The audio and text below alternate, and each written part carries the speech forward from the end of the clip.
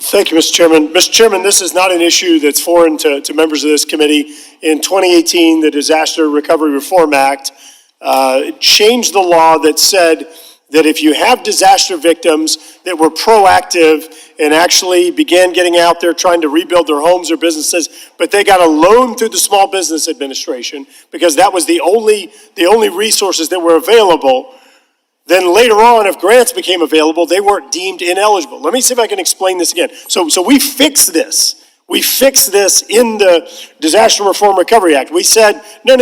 If you got a loan, it's not considered duplicative of a grant. So let me give you a real world scenario. So you have a disaster come through, and I decide that I'm going to kick back in my FEMA hotel room, and Mr. Westerman is excited to get back in his home as quickly as possible. So he goes out there and he says, all right, the only money that's available is a loan from the Small Business Administration to rebuild my house. So he goes and gets his loan. And Mr. Westerman, do-it-yourselfer, he goes and fixes everything. And of course, this is imaginary, a do-it-yourselfer, and he goes out and he fixes his house. I'm kicking back in a FEMA paid-for hotel room. 4 months later, grants become available through the Community Development Block Grant Disaster Recovery Program. And so I've been sitting back in my FEMA hotel room. All of a sudden, grants become available. I apply for the grant. I get it. Mr. Westerman also applies for the grant. He is told, no, you're not eligible because you got a loan, and that's considered duplicative. You're getting double recovery. Well, I'm not sure who here is stupid enough to accept a grant in place. Excuse me, I got that all screwed up. Maybe I'm the stupid one. to accept a loan in place of a grant. If we're given the choice between a loan and a grant, disaster victims are going to choose a grant. Mr. Westerman's being penalized for being proactive. I'm being rewarded for kicking back in a FEMA hotel room. I'm going to say this a third time. We fix this in this committee. Here's the problem. FEMA has come up with this crazy interpretation.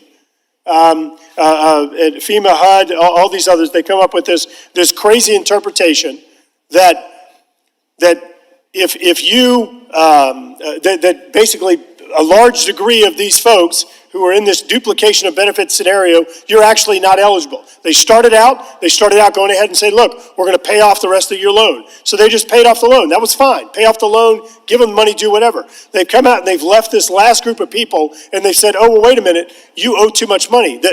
You make too much money. It's not relative to their income. We've already fixed this. It was signed into law. It was a bipartisan solution. Former Congressman Cedric Richmond and I had introduced the bill as a standalone bill. It ended up getting included within DARA. It's law today. And I'm going to be very clear. As I beat up on him before, this was Ben Carson's interpretation.